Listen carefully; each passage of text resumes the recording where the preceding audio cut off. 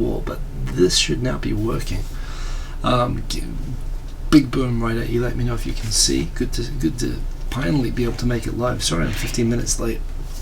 To tell you the truth, I feel more like playing tunes tonight than talking too much, but I do have some topics and there are some interesting ones, so I plan to zip through those. Please say hello if you're in the comments, because yes, I'm I've just had 2 dramas with this up until now, so I want to just make sure that you are there. Please say hello. Can you see me now?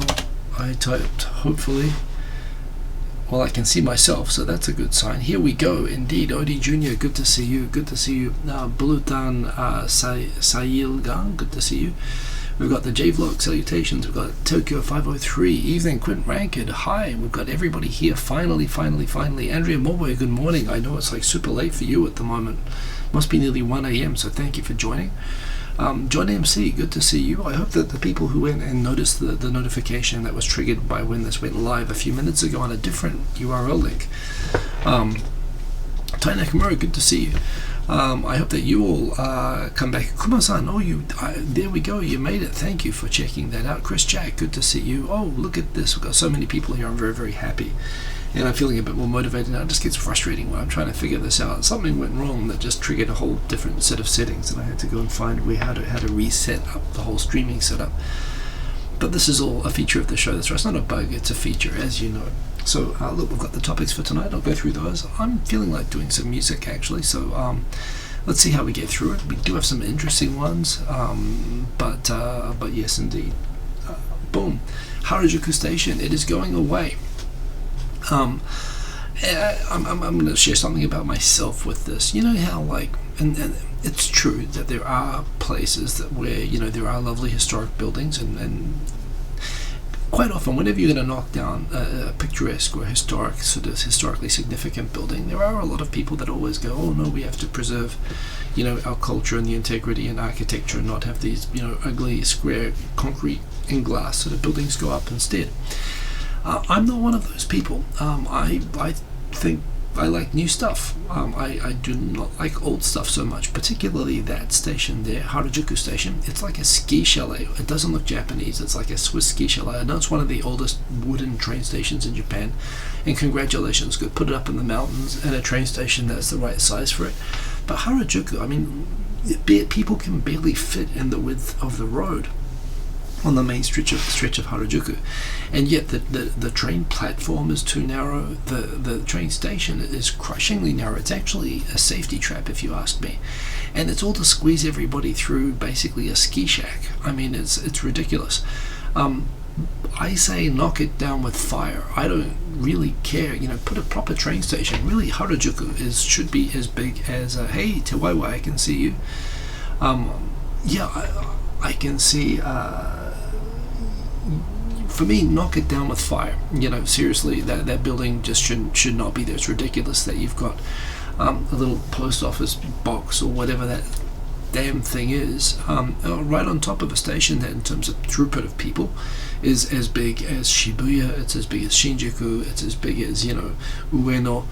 And it's ridiculous. I mean, again, maybe it's an exaggeration to say Ueno because that's a hub station or whatever, but there are a lot of people that go through the station. All the people, whenever you wanted to go to Hanami in Yoyogi Park, it's dangerous. People can't, cramming from the train platform to that crossing that you see there is actually dangerous.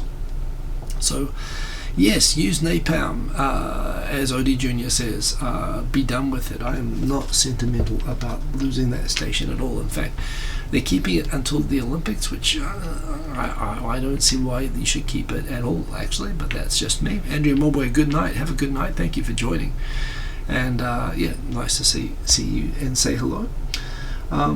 Here's an interesting one. If you were traveling in Japan and you were at, and I guess this sounds more like an Airbnb, but it's a type of hotel or whatever, and you could stay for $1 a night, provided that they could stream you for 24 hours. I don't know that I would particularly want to watch this. I don't know that they can really make money off that. Well, I suppose if you have enough people doing enough interesting things, it might become like that. So on the one hand, I mean, if I was traveling, I guess it might depend. But generally speaking, why not? I don't know. Do people find this sort of weird? I mean, it's kind of an invasion of privacy, but they're paying you money for your time for your invasion. Would you do this? I mean, basically remembering that most hotels in Tokyo are like $80 a night, and this is like $1 a night for a hotel bed, and everything, and yeah, you'll just be live streamed the whole time. To me, hell, I mean, I'm doing that. I could go do my show from there. I don't know, I'd totally do that. I don't have a problem with that at all. So, for me personally, I'd be curious if anyone here would find that a little bit weird. I mean, and hell, if they see me dancing around, I mean, again, I wonder how they do that with the birthday suit stuff, because in Japan that would actually be a problem if that were shown without being properly censored in advance. But yeah, whatever whatever gets them going, seriously, it really doesn't bother me. It reminds me actually how it was actually a big adjustment coming to Japan and going to onsen and being, like changing in front of other people and going into a public bath. Like, you jump into a pool, you always put togs or something on in New Zealand or Australia. So getting into a big pool that, in Japan with no clothes on takes a bit of adjustment. But when I was used to it, it caused a bit of a problem that I had become comfortable pretty much like when I'd go surfing. There are no toilets or car parking areas or anything near any of the beaches near Tokyo, or at least not in Chiba. So you gotta pull over the side of the highway, get changed and unchanged there, and run to the beach about 100 meters from the road. And I got quite comfortable. My friends were wrapping towels around, but they're all small towels, and I couldn't wrap them around. And I'm an awkward person, so who needs a towel? And yeah, my friends complained that I was going to cause a traffic accident, but this is it. They could live stream that, and that would be sort of interesting. So there we go. So that is a thing that is happening. The Cybertruck. I like futuristic things. Hell, now I haven't owned a car since 1994. Since I was in high school. Which is funny because I actually genuinely love cars. One of the things I watch on YouTube regularly is the Donut Media Up to Speed. It's on every Friday, and I love it. I watch it every week. The history of a lot of cars, Japanese cars, American cars. I've always been into cars, and although it's kind of funny, my dad is moving back to New Zealand next year, and he's talked about he's going to get what we call a ute, what Americans call a pickup truck. And he was saying he was going looking at the Ford Raptor, which I admit it's a beastie looking, cool looking truck, but they're all starting to look kind of the same, right? The F-150, the Raptor, the Toyota, what do they call it, Tacoma or whatever. They're cool, but they're all sort of looking the same. And I don't know. Look, if I was going to buy a big, stupid, pickup truck, I mean, I would get the one that looks like it's from Battlestar Galactica or a Star Wars figure set. I mean, no hesitation. I mean, to me, it looks cool. I mean, look, that's like a Lamborghini Countach. I'm not sure if that's the proper pronunciation. Yeah, it looks like a cross between a DeLorean and a Lamborghini. To me, that's what the whole Lamborghini was. They were all sort of flat plates and so on. And the thing can go 0 to 100 in like 100 kilometers per hour in 2.9 seconds. I mean, seriously, I would, and $39,000, before incentives. To me, that's freaking cool. I mean, if I'm going to buy a pickup truck, that's the one I'm going to get right there. I mean, yes, the whole brutal design or whatever that people are calling it, I don't care. Hell, this almost makes me want to buy a pickup truck. Wingstar, glad you could make it. Thank you for coming and joining the correct stream. And yes, indeed. Sorry for the technical mess ups before, and good to get all the other late joiners. Kuma-san, Dave 100, Tiwaiwai. We've got who else have we got in here? Mr. Cordy Chep, glad to see that you can make it. Believe in yourself, good to see you. Sci-fi Nightmare, are you kidding? That looks like it should be in The Mandalorian. I'm not saying how I'm watching The Mandalorian, but I'm watching it, and it's so awesome. I mean, it's like, to me, I mean, the Christmas special, the only good part of the Christmas special was the original Boba Fett story, and that was before Empire Strikes Back, so that was actually the introduction of Boba Fett. To me, this like takes that little snippet from, Boba Fett, he only had like 2 minutes of screen time in the entire like original trilogy. It is funny how the new Mandalorian series, no spoilers, but one of the things that they sort of emphasize is that Mandalorians, don't take off their helmets, which is kind of funny because Jango Fett, does take off his helmet and then speaks in a really New Zealand accent to his kid, Boba. But in the prequel, so there's a bit of a consistency thing there. But hell, I love that thing so much. And I tell you what, if the Mandalorian had a pickup truck, I mean that would be it. Damn, I mean that would be. To me, this is cool. Not that I'm in the market for buying a pickup truck, but if I was, hell, I would get that thing every day of the week. You can have kids like turning around. Everyone's going to turn around and look at that. So yes, hey, look. You're getting closer to death every day. You don't need a birthday for it. Speaking of which, I had a birthday a week ago. Yay me. Didn't really do anything in particular. I'm not really at the celebrating point anymore. I got myself a couple of goodies, but not all that much actually. Got myself a new camera. One thing is, I actually did quite a good deal on that. I'll show you that.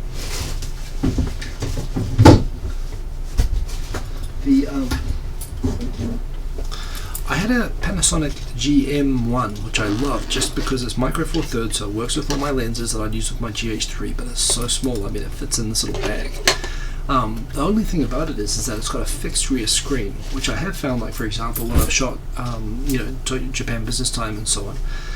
It's annoying that you can't tell sometimes that the battery's gone out, or you can't tell if it's in focus. And so I always wanted the flip around screen, and I noticed that the GH9 uses the same batteries, the same accessories. It's basically the same size. It's a little bit bigger, but it's got the all-important vlogger flip around screen, which the GM1 doesn't have. So I actually went and sold. I bought this. It was on sale, and I got it for like Yomang, and I sold the GM1. Which I actually had all the kit with it and it was in quite good shape, so I actually got 20,000 yen back for it. So I actually just an affordable upgrade. And I got this actually, and this will fit including all my massive big lenses as well. But this is pretty cool. So yes, I was. That's the one thing I sort of treated myself to, and I might shoot some proper videos with it. You never know. But I do like the idea of being. Yeah, you can selfie shoot with this.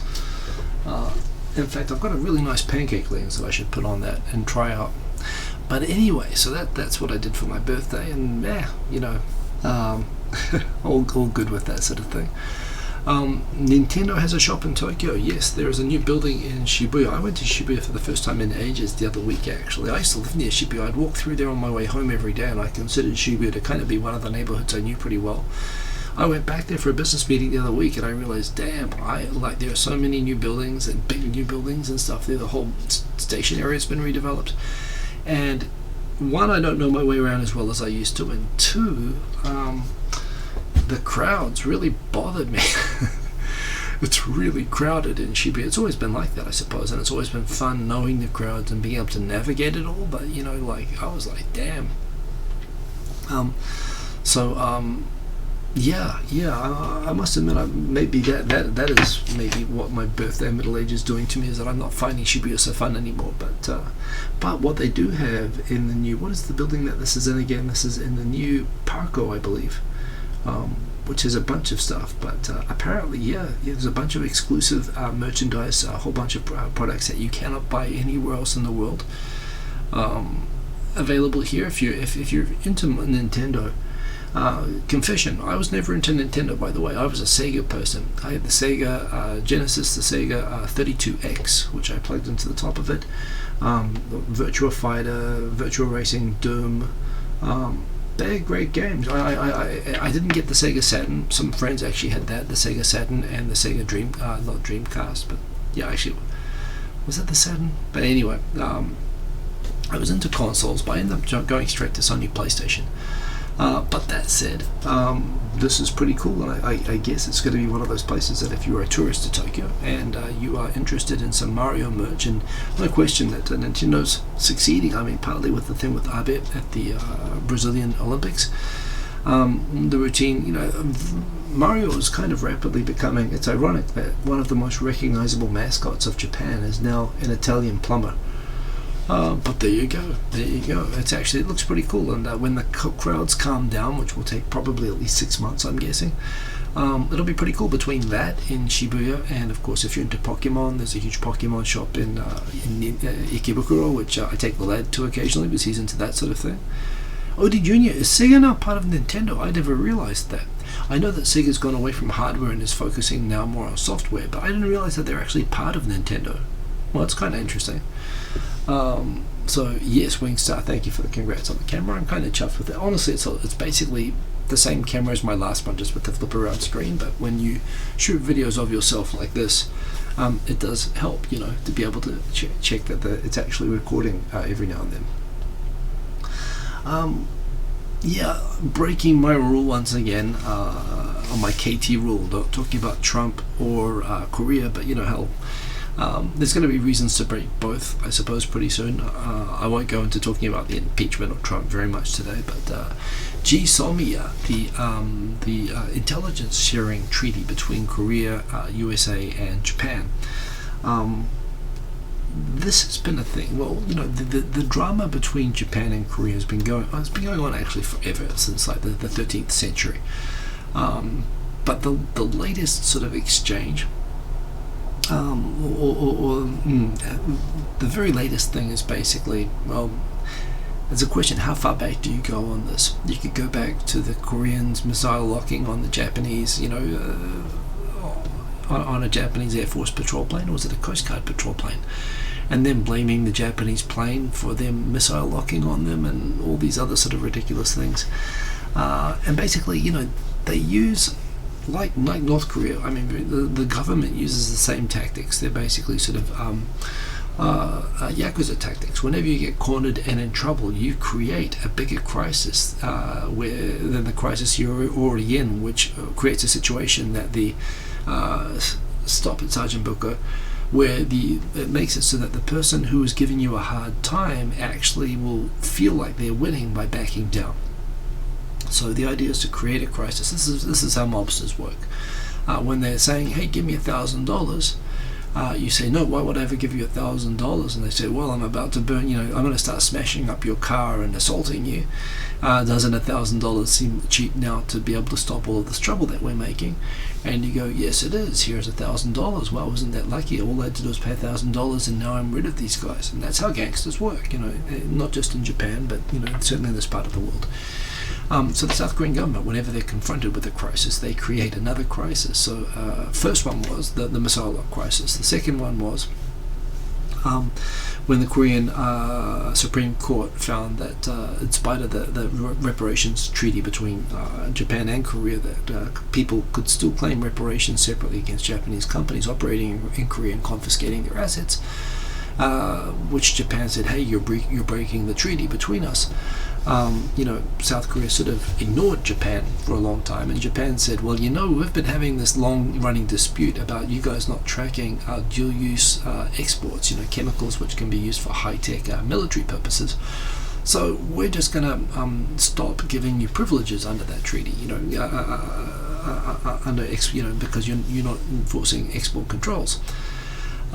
So it was convenient timing for Japan that they had this other issue, which had been slow burning for a long time, but Korea had not been responsive or acting on, which they decided to sort of, pull the carpet out and say that, hey, if you're not going to actually track, these chemicals to make sure that they're not being used in Iranian or North Korean nuclear missiles, then we're just going to remove your privileges and treat you like a normal country. To which Korea's reaction was, okay, we're gonna if you're gonna do that to us, then we are going to threaten to basically pull ourselves out of an military intelligence sharing treaty with America and Japan, which is really going to upset America unless you withdraw your threat. It's not even a threat anymore. They've actually done it. Unless you restore our export control, free ride that we've had.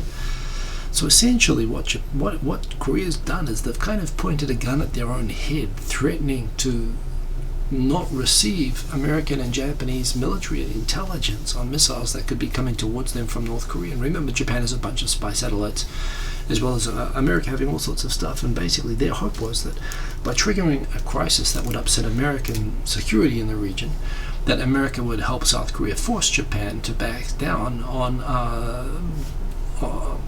on its revocation of whitelisting status as a country that is so good at managing dual exports that it doesn't need to be inspected every single time. Um, and the funny thing about that was America sort of right away said, well, yeah, we actually care to make sure that you're not sending high-tech chemicals to North Korea or Iran, and you should have proper checks in place, and you don't have a system which does that. So Japan's right about that. And what are you doing threatening to shoot yourselves in the face? Stop it and don't do it. So basically, America told them at the last, right through to the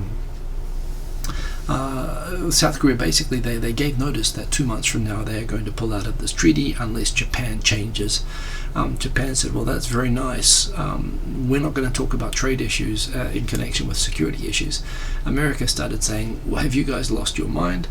And they were basically forced, without Japan having to do anything, basically, South Korea was forced to back down. They not only backed down on this, but they also backed down on the World Trade what do they call it? The World Trade Court lawsuit that they were bringing against Japan, which frankly was a bunch of BS anyway, because Japan isn't actually sanctioning South Korea. They're simply treating them like a normal country that doesn't get like whitelisting privileges. So basically we're back to square one, but more or less it's the blazing saddles. It's the sheriff holding himself hostage until everyone acts nicer to him. Korea did this, and everyone just sort of looked at them, and then they backed out, and then they claimed that they won, as they always do. Ridiculous. And again, everybody needs good neighbors. What can you talk about? So yes, indeed, we've got Cybertruck is good. Fight me. I'm with Tom McKay. I will fight. I think that thing is awesome. This is kind of depressing, but it's sort of big news. So I've talked about this before on the show. Until a few years ago, there was this problem that Japan has two problems, and when it comes to divorce and child custody. The first is that Japan doesn't really have a family law system. Like most countries have family law courts, they have family law bailiffs and judges who can come out. And when there's a custody dispute, or someone's not paying alimony, or when someone's not giving access to kids, the courts actually have the ability to go and confiscate assets, to go and force access to kids. And indeed, I mean, in extreme cases, even, imprison parents that are not meeting their obligations under family court, in the case of divorce, and there are certain principles around divorce which are recognized in most developing countries and are enforced by these courts, including the idea that family laws, the key principle of family law in every country that has a family law system, is to protect the best interests of the children. And under that system, regardless of whatever's going on with the parents, it's generally the general principle is that it's considered that even in the case of divorce, even ugly divorce, it still is in the best interest of the children that they should have access to in a relationship with each of their parents, if both of the parents agree that that's to do that. And again, regardless of what's going on between the parents, the idea that the reason that you have to pay is that, again, the kid's situation has to be protected. They have to go to school. They have to have all their sort of day-to-day needs looked after, and for that end, the parent who's earning the most money has to provide support to the parent that's looking after the kids, or that doesn't. These are kind of common principles in New Zealand and America and Canada and most European countries. However, Japan doesn't have a system like this, and what it's always, and in Japan, both the culturally, the family system and the family law system is radically different. First thing is that until very recently, it was still the norm in Japan that you would have normally 3 generations living under one roof, or at least like next door to each other. You'd have the the parents of the eldest son, or the in-laws or whatever, living right next door. You'd often have, when you've got the parents working, the grandparents would help with the raising of the kids. This is one of the mechanisms that made divorce very difficult. This is the other thing as well. There was no alimony, there was no child support or anything like that. There is kind of somewhat of a practice around it, but nothing like in other countries, which basically, again, until 20 years ago, made divorce in Japan, even when it was sort of desirable, even when it was actually necessary, it was almost economically impossible to do, particularly for women. So what's happened in recent years is divorce has become easier in Japan, and access to support or alimony has become more available. Hey, Olivia D. which has increased the numbers of divorces. There's a second problem, which is that in the particular case of international marriages, which isn't the main thrust of this particular court case, but these cases have a higher than average rate of failure, and this is probably tempered apart from the fact that there's often, amongst all the difficulties of marriage to begin with, when you mix in culture with that and different expectations, and indeed expectations regarding consequences of divorce, these things being mismatched as well, this increases the risk of this of these marriages falling apart. And again, what's been a long-running problem is that when you divorce in Japan, you're not just divorcing the wife, you're divorcing the family. I mean, essentially your families are mixed and all living together in multiple generations. So, you're basically agreeing to tear that apart, and you more or less are forced to take sides. And the practice is that the extended family of, whichever side gets the kid will look after the kid. And whichever side doesn't get the kid, well, they don't have any connection with the rest of that family anymore, i.e., when you divorce everybody. You divorce the entire family, including your own kids, not just your wife or husband. So again, this is changing nowadays. Nowadays it's becoming far more common for Japanese to live like Western families as nuclear sort of parents and children, not just multiple generations. But the family law system in Japan was designed around an age where there was no need for courts, where it was just kids and whatever would just go with one side, and that was more or less it, and there was no need for enforcement. However, what became a problem really stood out for more in international marriages first was this problem that sometimes you'll have parents that are not the custodial parent, but they expect and they want access to kids, and this is culturally and legally kind of alien in Japan. And again, the countries that try to prevent parents gaining advantages in custody disputes and divorces by taking their kids and running off to another country and getting an injunction or whatever, or getting a court order in their favor contradicting the one in the last country. This was a big problem in the past with cross-border marriages. At the UN, a lot of countries agreed to sign up to the UN Hague Convention on Parental Aspects of Child Abduction, which basically agreed that there was a global problem of parents trying to gain an advantage in custody disputes by basically abducting their kids away from a legal custody order from another country and taking them to another country. So the idea of the Hague Convention was that all countries will sort of basically recognize that in the first place they'll try to discourage the practice of kidnapping by parents in order to gain advantage in family courts, and that family courts would respect and uphold the orders of family courts in other countries and return kids to those countries if there was a dispute and one parent was trying to gain an upper hand by abducting them. So a lot of people in the international community where this has been a big problem, where it's very, very common for Japanese, mostly wives, sometimes husbands as well, would grab kids and run back to Japan, and when parents would come back and seek a family court order for access, they can't get one in Japan. And there is a huge problem with divorces with kids, with overseas spouses coming and finding out that they cannot get access to their kids, and effectively they lose, and the family closes, in around the kids and basically tries to deny, relationship or existence of the non-present parent. So there was this problem that Japan wasn't in this convention under a lot of pressure it joined this convention a few years ago. But then there's a second problem, and a bigger and more fundamental problem, which is that even if Japan joins the Hague Convention, which it only joined recently, which means, and it's not retroactive, it only affects new cases going forward from now. The other problem is that, well, Japan doesn't have a family court system to speak of in the first place. And there's no recognition of joint custody after divorce. And frankly, it's something the Japanese people, and again, more men than women, not always women, but more often than not men. Japanese men have only recently started to actually bring court cases to seek something like what exists in the West, like the ability for custody and access, or joint custody in the case of divorce.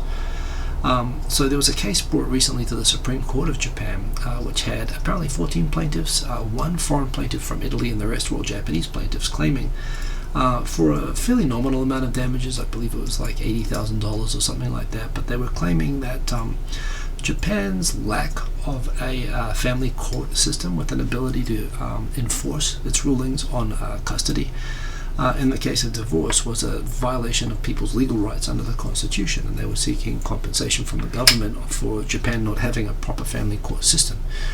The Supreme Court, well, the District Court in Tokyo, and this was an appeal, so it's not clear yet, but what the outcome of the Supreme Court case is, although I understand that they rejected the petition, which is that they upheld the District Court decision, which said, well, Japan can sign up to international treaties wherever it likes, but that doesn't mean it has to do anything, which isn't actually true. That's actually incorrect. And this has been a significant cause of diplomatic trouble for Japan. But yes, it turns out that the Supreme Court said, well, no family law system, no problem.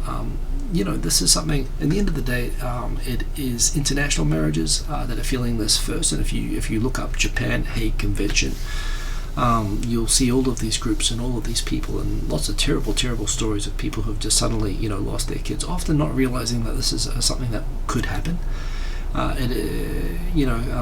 Particularly if you live outside of Japan and you have a Japanese spouse who takes the kids back to Japan for a trip and you never see them again. And it's caused, real problems. When someone realized that they couldn't get their kids back, someone came to Japan, an American came to Japan like 5 or 6 years ago, showed up, did the same back, kidnapped this kid at the school, was stopped at the airport in Fukuoka. And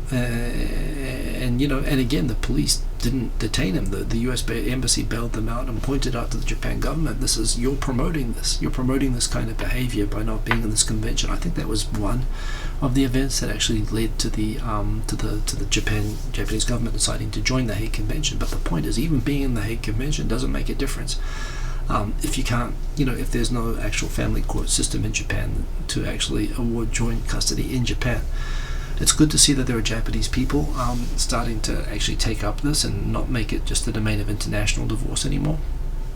But also discouraging to see that in spite of the fact that this was a case of predominantly Japanese claimants who were sort of petitioning for this, the courts pushed it back and said, no, this isn't something that we need to, that courts need to make happen, which in my mind means that it needs to happen through the legislature. And it's really hard to lobby and get anything. Unless you're like a huge corporation or part of the Iron Triangle, it's pretty hard to get anything lobbied through in Japan. And of course, the LDP is made up of predominantly like 80-year-old politicians.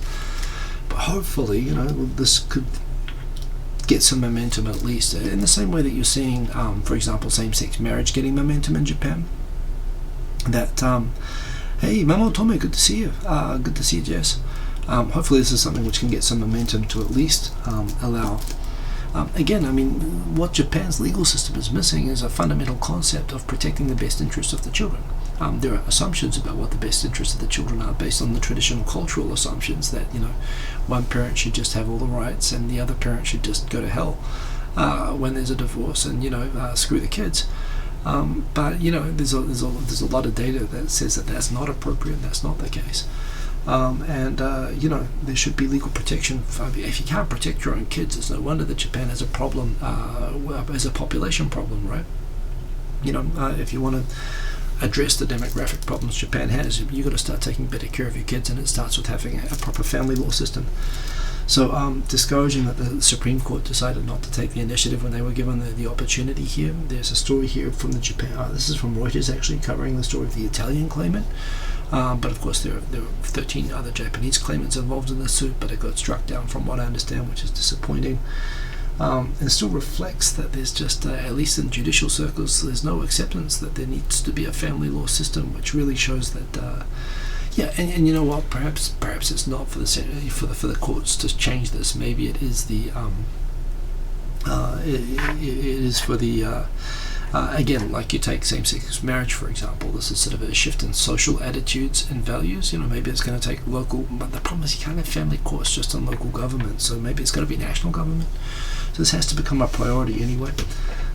Maybe go tell Koizumi's kid, the guy who's in charge of the population, this is important, right? That people don't feel so at risk when they're having kids. Tech Art too, good to see you.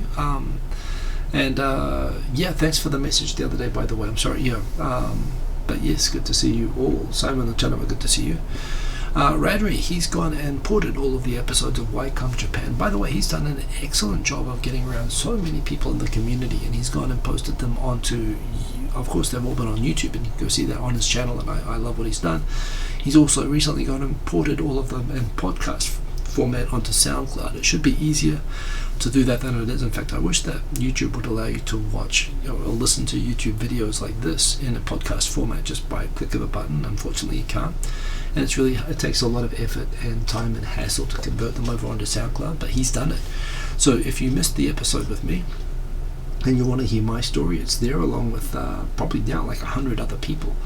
So that's pretty cool. This is probably the final one in the stories that I've got for this week. This is Lotteria, a Korean hamburger chain that's basically kind of a cheaper, friendlier version of McDonald's that exists in Japan. It's kind of like a B-grade version of McDonald's, which itself is B-grade, so it becomes kind of C-grade. There are a few like this. They're very, very cheap, very friendly. Nothing wrong with it, but frankly, if I was going to rank like hamburger fast food chains in Japan, it would be near the bottom of the pile. I mean, I'd put Baker's above these guys. I'd put Wendy's Fast Kitchen above Baker's. Burger King above that. I'd probably put McDonald's below Fast Kitchen, maybe below Baker's as well, but above Lotteria. Lotteria is really the bottom of the pile. However, once every few years they do something interesting which gets my attention, which makes me think, oh, I've got to go to Lotteria. And I go to Lotteria about once every 3 years. And this year, starting next week, it's going to be this venison meat burgers. I love venison, deer meat. I'm from New Zealand. I like lamb. I remember the first time I ever had venison burgers in New Zealand, and they taste like lamb. They've got the same kind of flavor, but it's stronger and it's more delicious if you consider lamb to be delicious. At Hokkaido, you get it everywhere, like cheap. Like just by the side of the road, they sell deer burgers, and they're like 300 or 400 yen, and they're delicious. People from Tokyo typically don't like that smell, so it is kind of treated like an exotic. It's like ostrich meat or something in Tokyo, but it's actually there are deer everywhere in Japan. The meat is delicious. It's actually quite good for you as well.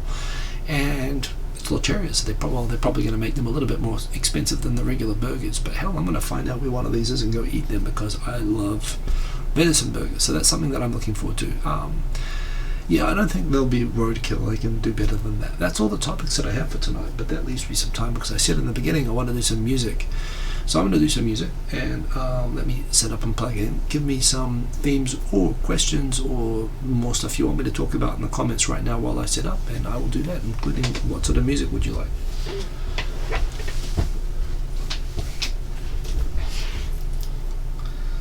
I should have come better set up, actually. Alright.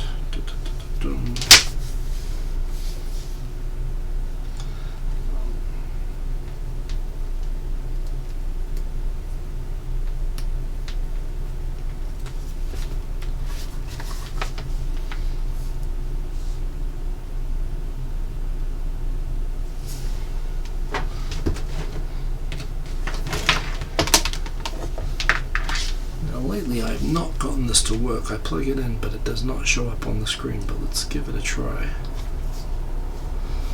See how we go. Let's switch over into the Korg. Oh, how about that worked? Oh, that worked. Ha! Just when you say it's not going to work, it works. Awesome. Okay. Give me a musical theme. Polka galore. Anything but that. To Huawei, I'm using Korg K-oscillator, and it is cool. I'm going to do a new one. Booker T, yeah, go for it. Let's do if you don't say anything, I'm going to go for drum and bass, but give me a theme.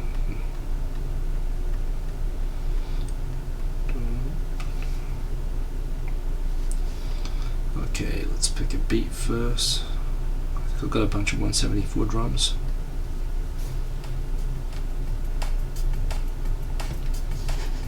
Check, is there sound there? Yes, there is.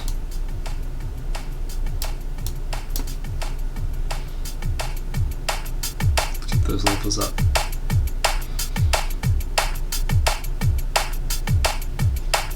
Modern jazz.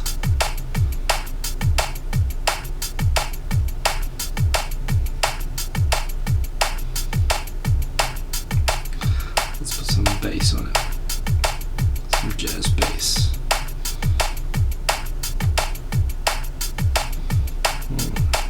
Let's make this one.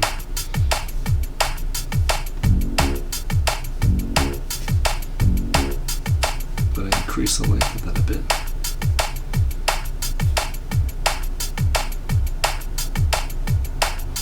Okay.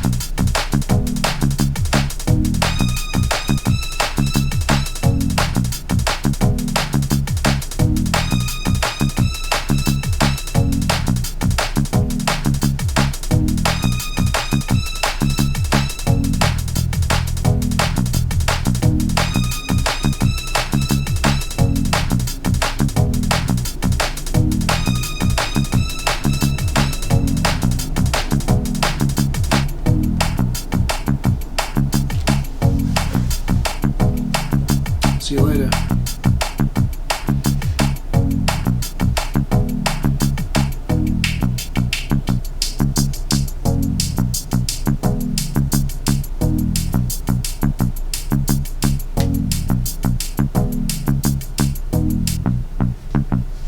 That's the show. Hope you enjoyed it. Remember, come back same time next week. And have a good week, everybody. Remember, follow me on Twitter if you want to keep up with all the stories. And see you later. Sorry for the technical issues in the beginning. Good to see you as always. And look at that, something worked at the end. So, boom. See you later. Peace.